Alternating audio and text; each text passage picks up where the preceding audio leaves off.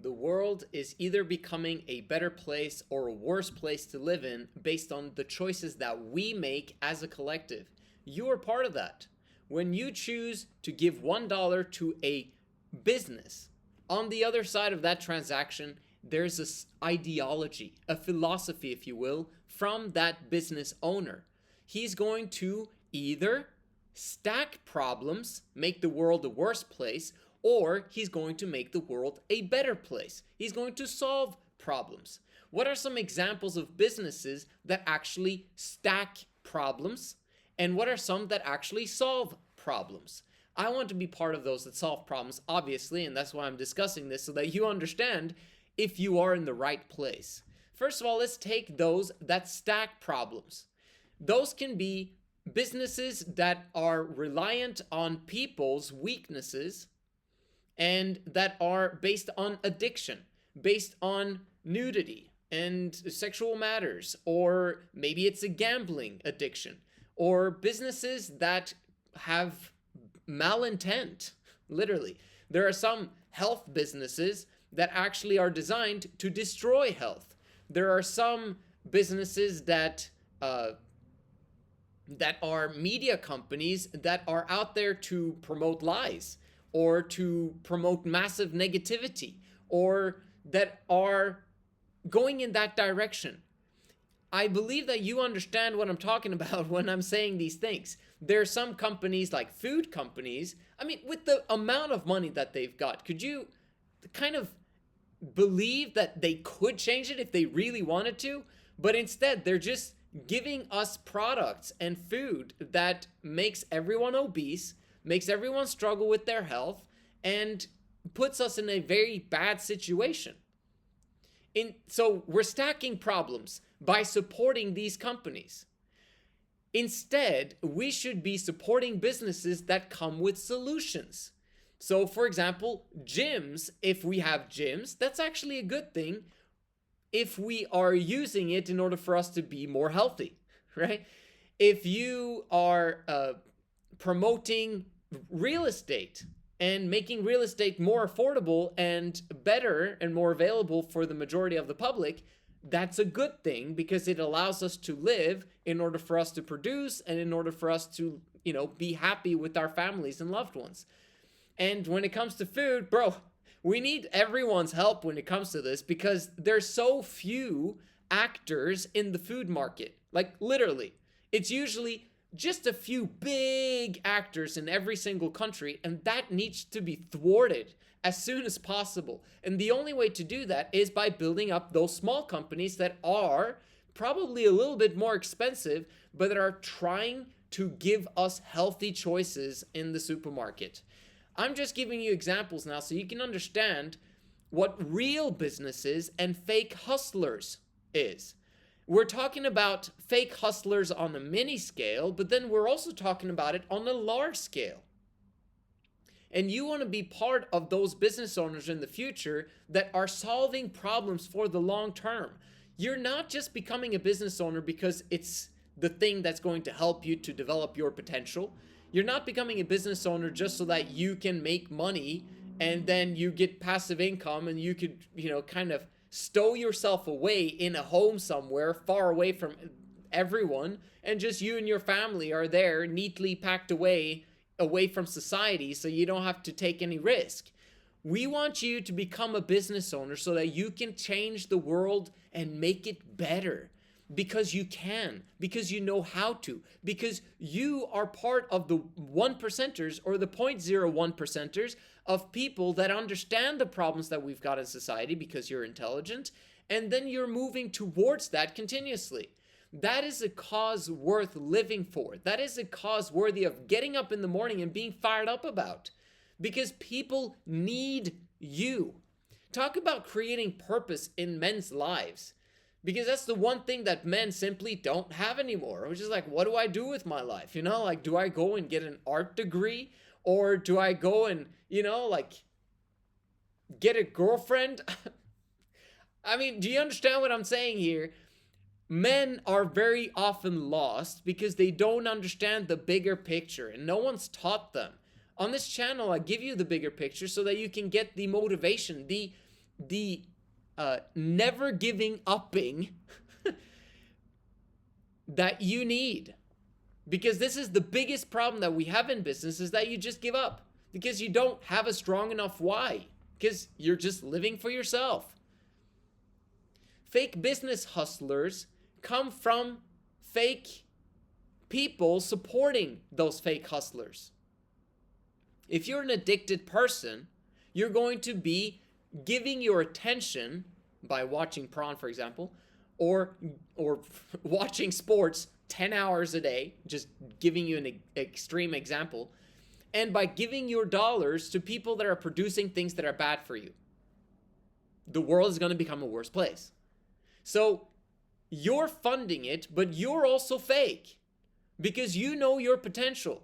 You know what you can do if you actually move forward and progressed in your life.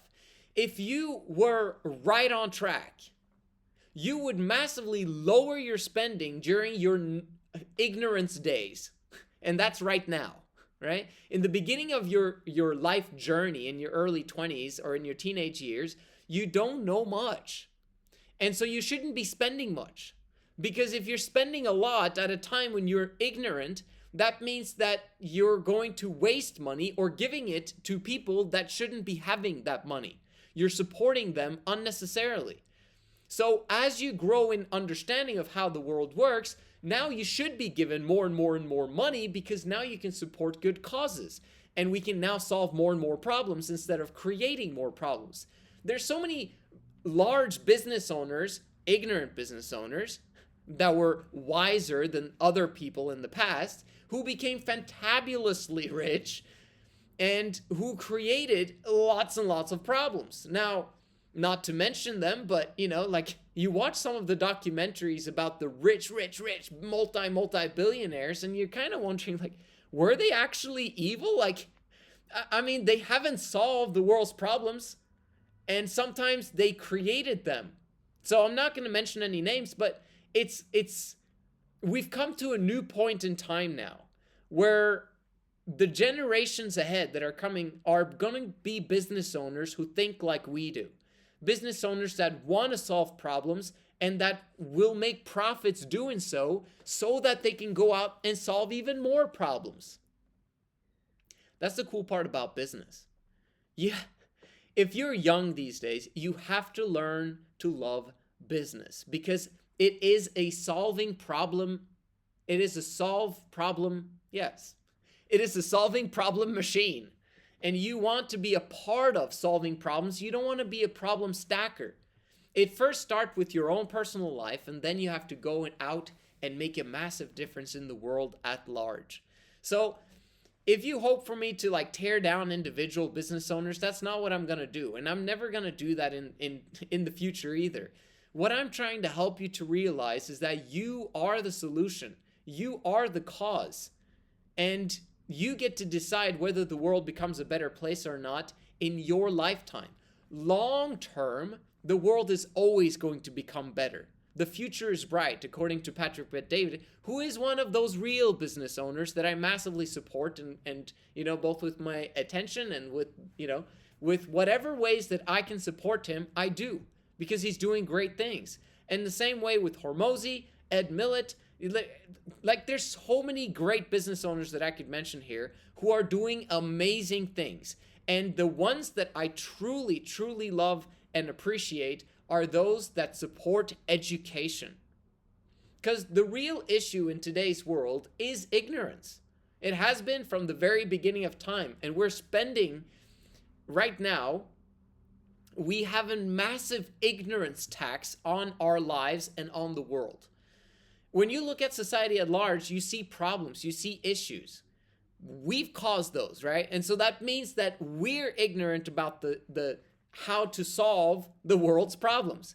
The faster we navigate towards solving the world's problems, and there's only 3 categories of life. So if you solve the 3 problems, or the 3 categories of life's problems, we've solved the human equation, and now we can live in utopia, or in a world that everyone would look at society and be like, wow, life is amazing, and it's fascinating what we've managed to create. This is how the world should be, if we want to use the word should, because it is what it is. The world is the way it is right now. We can choose to make it a better place, and we need your help. And the way to get your help is to first to lower your costs, because then you're not spending on bad things during the time when you're ignorant, and then increase your income. And you do that by solving problems. So you lower the amount of things that are you build up, stacking problems, and you only spend money on things that solve your problems, your own specific problems, and that funds the people that are solving problems. Once you now go out there and start making money, you're now solving people's problems, hopefully, and not stacking them, because there are ways for you to make money by stacking other people's problems. But karma is a bitch, and you're going to be paid in karma. So if you are stacking problems for people by either scamming them or by causing problems in their lives or by doing something that's going to make the world a worse place than when you found it, then you're not heading in the same direction as we're heading.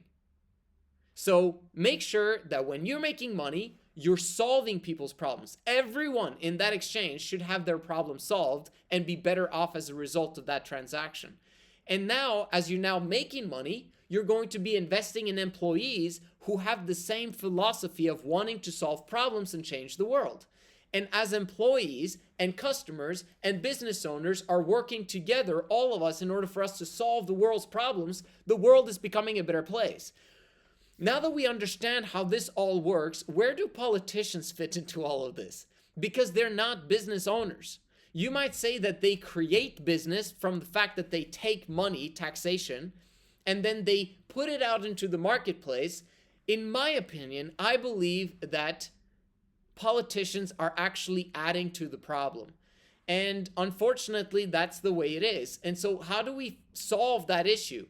It's not, we can't complain about politicians and just like extract our vote from it, and we don't want to participate, we don't want to vote. The biggest vote will always come every single day when you're spending your money.